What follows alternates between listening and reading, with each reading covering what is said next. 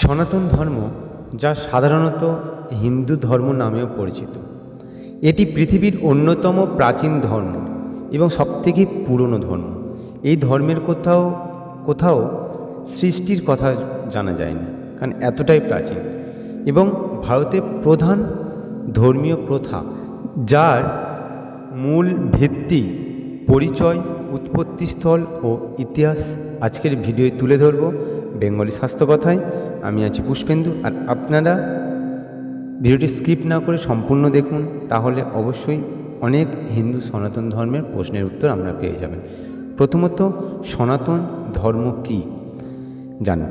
সনাতন শব্দের অর্থ হচ্ছে চিরন্তন বা শাশ্বত। সনাতন ধর্ম মানে সেই ধর্ম যা চিরকাল থেকে চলে আসছে, কোনো একজন প্রতিষ্ঠাতা নেই এবং এটি সময়ের সীমাবদ্ধতার বাইরে অবস্থান করে। এটি মূলত নৈতিকতা, আধ্যাত্মিকতা, আত্মজ্ঞানের শিক্ষা এবং মহাবিশ্বের প্রকৃতি ও ঈশ্বরের সাথে সম্পর্ক নিয়ে আলোচনা করে। এবার জানব সনাতন ধর্মের মূল ভিত্তি কী। সনাতন ধর্মের মূল ভিত্তি হচ্ছে বেদ, যেমন ঋগ্বেদ, সামবেদ, যজুর্বেদ এবং অথর্ব। এই চারটি বেদ হলো সনাতন ধর্মের মূল ধর্মগ্রন্থ। এরপরে আছে উপনিষদ ও দর্শন, আত্মা, পরমাত্মা, মোক্ষ, পুনর্জন্ম ইত্যাদি বিষয় বিশ্লেষণ করা। তারপরে আছে ধর্ম, কর্ম ও পুনর্জন্ম, সৎ কর্মের মাধ্যমে মোক্ষ বা মুক্তি লাভ সম্ভব। 4 নম্বর হচ্ছে 10 অবতার। বিষ্ণু 10 অবতার ধর্মীয় কাহিনী ও আদর্শ জীবন চরিত্র উপস্থাপন করে। অহিংসা, সত্য, অহংকারের ত্যাগ ইত্যাদি নীতিমূলক বা নীতিমূল্য চর্চা। এটাই হচ্ছে সনাতন ধর্মের মূল ভিত্তি। এবার জানব সনাতন ধর্মের উৎপত্তিস্থল ও ইতিহাস।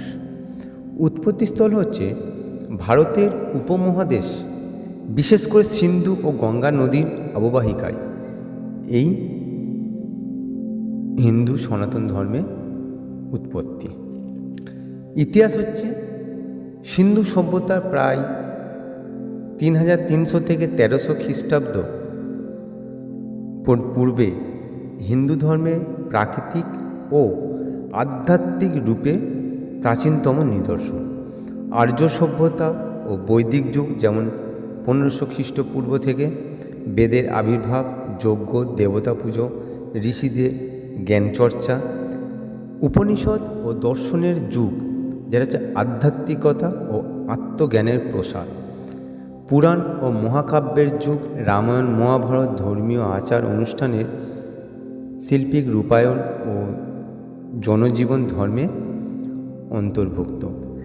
এবং দেখবেন যেই সময়ে অন্যান্য দেশে যখনও মানুষ কোনো সভ্যতাই আসেনি, তারা ভালোভাবে কোনো সভ্য সমাজ তৈরি করতে পারেনি অন্যান্য দেশ, ঠিক তখনই ভারতবর্ষের মধ্যে সনাতন ধর্ম যেহেতু ছিল, সেই সময় ঋষিমুনিদের দ্বারা এই ভারতবর্ষে অসংখ্য গুরুকুল, পাঠশালা তৈরি হয়েছিল, যেখানে আমাদের হিন্দু সনাতনীরা শিক্ষা অর্জন করত।